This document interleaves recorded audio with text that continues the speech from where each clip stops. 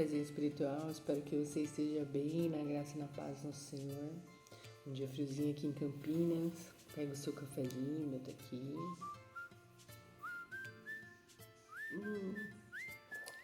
Que delícia. Minha voz quase inteira já voltou, graças a Deus. A gente está estudando essa revistinha da questão 1980 Amigos de Deus. Responde aí pra mim. Já se sentiu sozinha? Já passou por momentos que você falou, cadê todo mundo? Cadê meus amigos, meus irmãos na fé? Ninguém me socorrendo? Ou às vezes até onde está Deus? Aquela sensação, né, de que é só você e o mundo. Eu já passei, já passou? Jesus também passou. E hoje a gente vai falar sobre isso. É um estudo grande. Vou tentar ver se dá para terminar ele hoje. Se não, na segunda a gente faz uma recapitulação e termina ele. Mas é um estudo que vai te impactar e é bom que você fique o final de semana pensando a respeito, vendo como você pode melhorar as suas atitudes quanto a isso. Porque muitas vezes a gente se sente sozinho, mas a gente provoca a solidão. Sabia? Pois é. Esse é um estudo de Goebel Music. Que diferente esse nome, né? Não conheço a pessoa, mas o estudo é muito bom. Vem comigo. Já deixa sua curtida, compartilha para aquela vizinha que você quer evangelizar, com sua sobrinha, com sua mãe, né? Vamos propagar esse estudo tão gostoso. As horas passaram tristemente durante aqueles 8 dias que antecederam a crucificação de Jesus. Os fariseus haviam conspirado contra ele. Uma atmosfera de solidão e tristeza começou a pairar sobre a vida de Jesus. E naquele memorável dia, ele teve que suportar a cruz sozinho. Era anoitecer de terça-feira para os romanos. A terça continuara até o raiar do novo dia. Mas para os judeus, a quarta já começara no pôr do sol.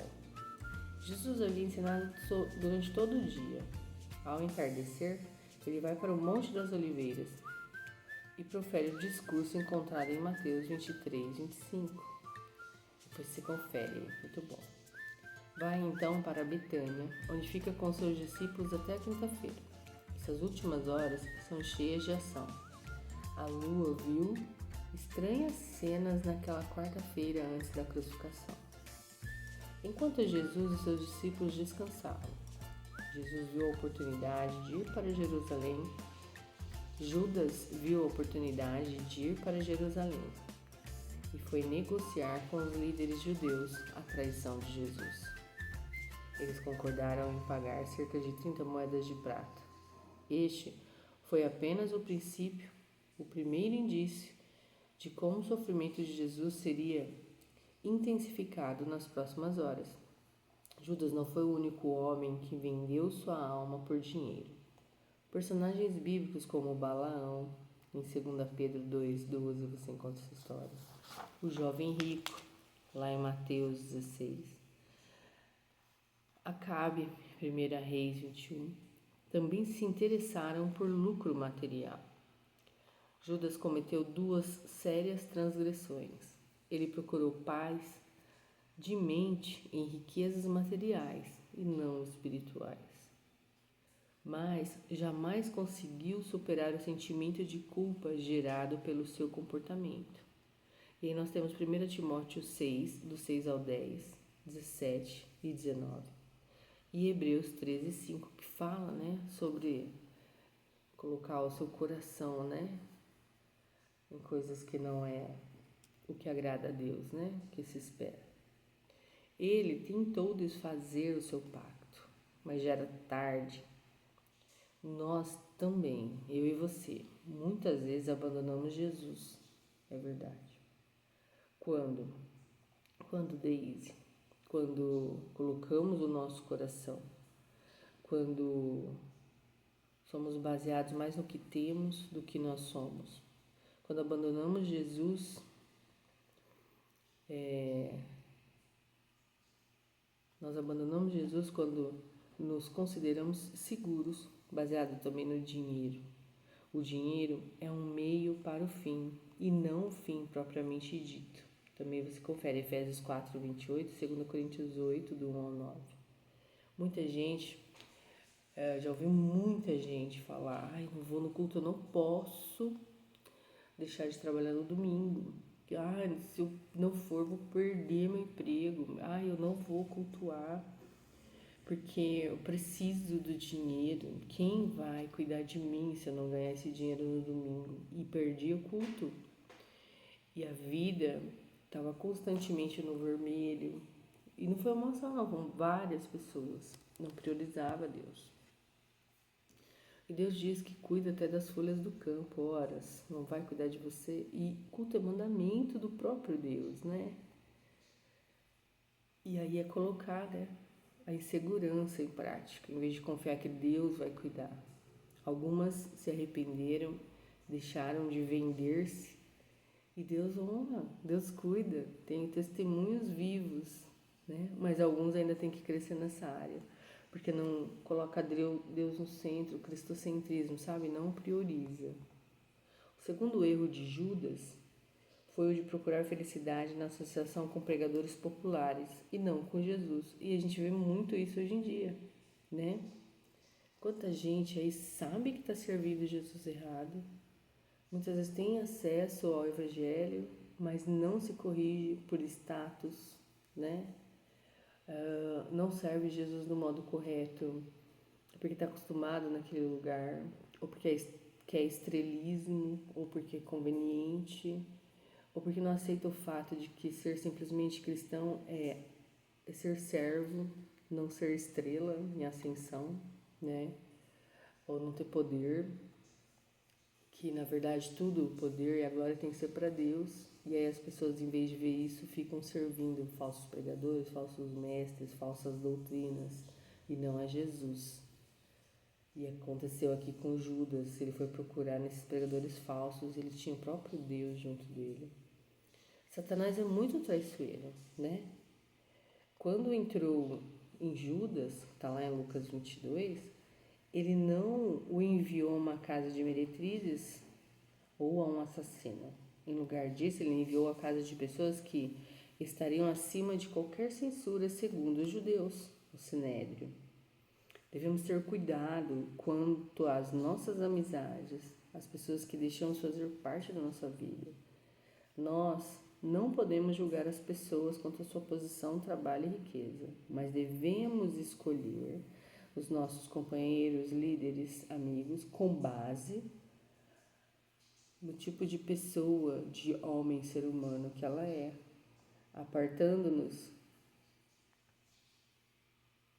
de Jesus quando escolhemos más companhias. Nós devemos apartar-nos das más companhias e não de Jesus. Escolhermos pessoas que levam Jesus a sério, com integridade. Mas muitas vezes, né, a gente fica com aquela amizadinha e depois acaba, né, sofrendo os prejuízos porque viu que tinha algo mal e foi passando uma vista grossa. Não vai melhorar, não essa pessoa vai mudar, não isso ou aquilo, não esse pastor vai se consertar. As obras estão mostrando coisa diferente do evangelho, mas não, eu vou continuar seguindo porque, gente, você acaba perdendo sua fé, sofrendo decepções muitas vezes irreparáveis e serviu a homem e não a Deus e ainda não ganhou a salvação. Cuidado. Tá se sentindo sozinha muitas vezes porque quer, porque Jesus está ali e você está procurando em outros lugares, com outros guias e não Cristo. Abre o olho, fica atenta. Quarta e quinta-feira se passaram sem qualquer novidade, e às 3 horas da quinta-feira, os cordeiros pascais foram sacrificados. A matança durou aproximadamente 5 horas. Ao mesmo tempo, Jesus havia mandado Pedro e João à casa de um amigo para conseguir um cômodo onde celebrariam a Páscoa. E ao entardecer da sexta-feira, sentaram-se para celebrar, enquanto esperavam a Páscoa. Os apóstolos disseram entre si: qual seria o maior entre eles? Pedro pode ter dito: sou eu, pois ele confiou em mim como seu tesoureiro. João poderia dizer: sou eu, o discípulo amado. Enquanto André diria: eu trouxe Pedro a Cristo. A propósito das horas, o propósito das horas, na verdade, teria que ser sido qual? Engrandecer a Cristo, exaltar a Cristo. Quem poderia fazer isso se os 12 apóstolos não puderam? No entanto, estavam tão ocupados exaltando si próprios que sequer lembraram das palavras de Cristo, se esqueceram de Cristo, do que ia acontecer. Hoje em dia, devemos esquecer de nós mesmos e exaltar a Cristo, o escolhido de Deus. O orgulho sempre esteve à frente da destruição, exatamente como aconteceu com os apóstolos. Se procurarmos elogios dos homens, ascensão, estrelismo, reconhecimento, paga por nossas obras, posição na igreja, quem somos, não somos dignos de Cristo. Podemos quase ver os apóstolos discutindo e se aborrecendo com os outros. Nessa ocasião, não havia anfitrião e alguém teria de lavar os pés dos restantes sujos da viagem de Betânia a Jerusalém. Pedro deve ter pensado: eu nunca lavarei os pés de Tomás. Ele está duvidando da divindade de Cristo? E André pode ter pensado: nunca lavarei os pés do meu irmão, pois fui eu o primeiro a encontrar Jesus. Quão surpresos devem ter ficado quando Jesus humildemente lavou-lhe os pés. Está lá em João 13. Devemos lembrar que o maior é aquele que serve. Essa é a política do nosso mestre. Muitas vezes a gente está sozinho porque a gente se coloca num pedestal, porque a gente se afasta das pessoas porque se acha melhor. Muitas vezes a gente está sozinho porque nós viramos a costa para o próprio Jesus nas nossas vidas, procurando outras coisas, em vez de procurando estar próxima dele. Jesus havia dito para os discípulos que ele seria entregue para a crucificação após a Páscoa. Mas naquele momento, nenhum pensou em qualquer dentre eles que poderia vir a ser o responsável pela traição de Jesus. Cristo disse enquanto ceavam: um de vós me trairá. Pela primeira vez, despertaram para um rude choque de que eles também poderiam ser responsáveis pela crucificação. Começaram, pois, a examinar a si mesmos, perguntando: serei eu, Senhor? Somos pouco diferentes deles? Somos tão complacentes e temos tanta certeza de que não trairemos Jesus. Mas somos nós melhores que Tiago, que Pedro, que João? Nós também precisamos de um autoexame diário. Deus providenciou essa oportunidade de nos examinarmos semanalmente na ceia do Senhor. Após ter molhado o pão e dado a Judas, disse: o que pretendes fazer, faze-o depressa. O caráter de Judas estava tão acima de qualquer censura que nenhum discípulo por momento algum suspeitou que ele seria o traidor. Não o tesoureiro dos 12, não o mais respeitado entre eles. Essa lição nos mostra que ninguém na Igreja do Senhor deve ser exaltado em posição de caráter. Essa lição nos mostra isso, né? Tal prática procede dos homens, não de Deus. Aprendamos que o homem na igreja deve servir ao Senhor a cada dia, pois, caso não faça isso, a sua atitude por si mesma será traição ao Senhor. Devemos nos lembrar que Demas, Simão, o mágico Pedro, os hebreus da igreja de Éfeso em Caim, nenhum de nós está livre de cair da graça e de trair ao Senhor. Aquele que está de pé, cuidado para que não caia, diz as Sagradas Escrituras, né? Um dos mais horríveis sentimentos é a solidão. Jesus sentiu uma grandeza de vazio na véspera da sua morte. Não sejamos culpados de contribuir para a solidão do nosso Senhor, ou de provocar a nossa própria e pobre solidão. Ao contribuir com a solidão dos outros, muitas vezes a gente se isola, não faz o que o Senhor quer, que é o id, não cuida das pessoas, se acha o bambambam, ou não cuida de nós mesmos e se afasta de Deus e acha que está tudo bem. Troca a companhia do Senhor por dinheiro, por status, por outras coisas convenientes, para limpar a casa, para isso, para aquilo outro, por trabalho. E desobedecendo a Deus, né? E a gente só vai alcançar o céu obedecendo a Deus. Então, cultuar no domingo, gente, primazia, Senhor em primeiro lugar. Vamos orar. Senhor Deus, muito obrigado por esse dia. Nos ajuda a colocar em prática esse estudo maravilhoso. e que não nos deixamos, ó Pai, encontrar estado de solidão por nossas próprias escolhas, mas que priorizemos sempre a Sua companhia.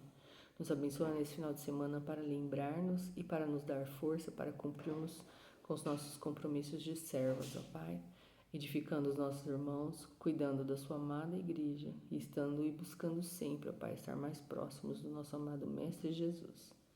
E é em nome dele que nós oramos a Ti nessa manhã. Amém. Um beijo, meninas. Fiquem com Deus. Até segunda. Tchau, tchau.